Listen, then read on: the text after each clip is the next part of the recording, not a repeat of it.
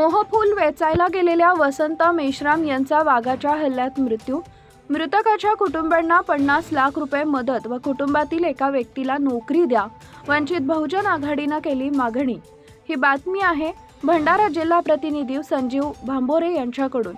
भंडारा जिल्ह्यातील साकोली तालुक्यातील बांपेवाडा येथील रहिवासी असलेल्या वसंत गणेश मेश्राम वय वर्ष 49 हे मोहफूल वेचण्याकरता दिनांक 19 मार्च 2026 रोजी सकाळच्या सुमारास जंगलामध्ये गेले असता सकाळी 8 वाजेच्या दरम्यान पाठीमागून वाघानं झेप घेऊन मोहफूल वेचत असलेल्या वसंत मेश्राम या व्यक्तीला 1 किलोमीटरपर्यंत फरफटत नेले. त्यात त्यांचा मृत्यू झाला.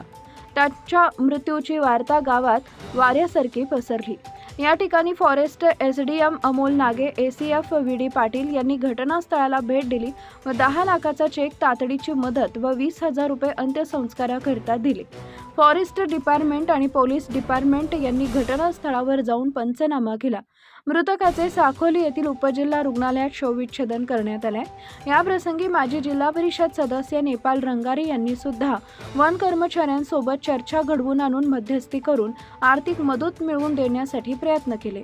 त्याचप्रमाणे वंचित बहुजन आघाडीचे जिल्हा महासचिव डी रंगारी, जिल्हा महिला अध्यक्ष तनुजा नागदेवे व वंचितचे कार्यकर्ते या प्रसंगी उपस्थित होते. माजी जिल्हा परिषद सदस्य माहेश्वरी नेवारे यांनी सुद्धा भेट देऊन एकाला नोकरी देण्याची मागणी केली आहे. त्याचप्रमाणे वारसांना 50 लाखांची मदत देण्यात यावी व वाघाचा बंदोबस्त करण्यात यावा अशी मागणी वंचित बहुजन आघाडीनं केलेली आहे. सदर घटनेमुळे परिसरामध्ये लोक भयभीत झालेले आहेत. यावेळी वंचितचे यादवराव गणवीर, गणेश गजभिये, ज्योत्स्ना खोब्रागडे, गीता वलथरे व इतर कार्यकर्ते उपस्थित होते.